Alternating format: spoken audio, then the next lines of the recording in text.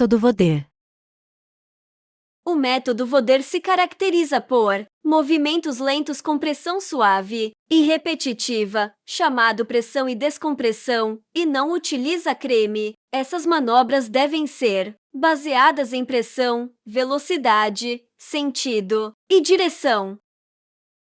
Para iniciar, usamos a manobra de bombeamento para desobstruir os gânglios linfáticos. Esse movimento é realizado em todas as cadeias principais: supraclavicular, paraesternal com respiração, axilar e inguinal.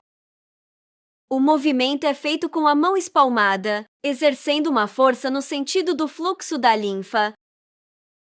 A respiração é essencial, pois existem movimentos peristálticos que auxiliam encaminhando a linfa para as cadeias.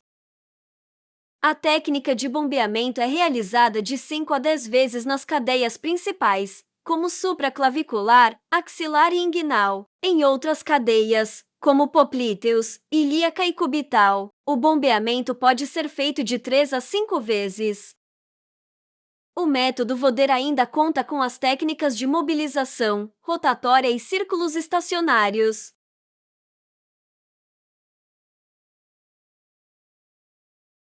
As manobras são realizadas comumente no sentido destom-para-proximal, ou seja, do mais próximo para o mais distante. A drenagem linfática nos membros superiores começa no braço indo em direção à cadeia axilar. A parte interna no braço deve ser bem trabalhada, pois é a parte de melhor encaminhamento da linfa para o gânglio axilar. E a parte posterior também se encaminha para esse gânglio passando pela lateral. É importante lembrar de fazer bombeamentos após fazer a captação da linfa. Isso faz com que o gânglio não fique obstruído com a linfa que está chegando. A linfa captada no antebraço passa por uma pequena cadeia chamada cubital. Ela também deve ser bombeada após a passagem da linfa, porém com menos repetições por se tratar de uma cadeia menor. Após isso, a linfa deve ser encaminhada para a cadeia axilar, seguindo o fluxo linfático. A drenagem nas mãos é realizada com movimentos circulares feitos com a ponta dos dedos, geralmente indicador e polegar. Deve ser feita nas massas laterais, onde encontramos os vasos linfáticos nas mãos. A manobra deve ser repetida de 3 a 5 vezes em cada dedo. Vale lembrar que durante a drenagem desse membro, o braço da paciente deve estar sempre apoiado no corpo da profissional ou na outra mão, para que haja um relaxamento do membro. A palma da mão é drenada com movimentos circulares feitos com os polegares ou com pressão e descompressão feita em direção ao pulso, para onde corre toda a linfa dos dedos e palmares.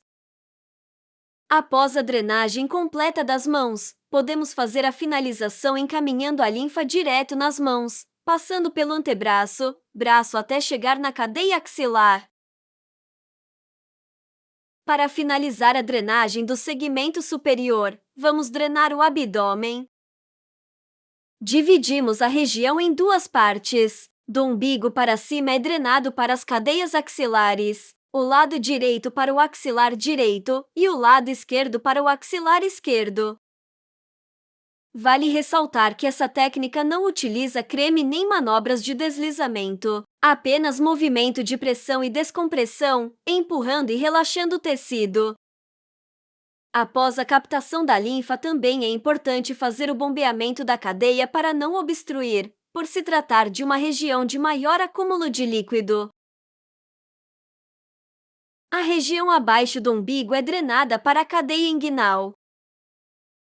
Nessa região também encontramos a cadeia ilíaca, onde podem ser feitos bombeamentos de 3 a 5 vezes, e depois encaminha a linfa para a cadeia inguinal. Essa divisão é válida para condições normais do paciente para a drenagem. Em casos de cirurgias, a drenagem é feita da incisão para cima em direção à cadeia axilar. Em grávidas, não é indicado drenar o abdômen.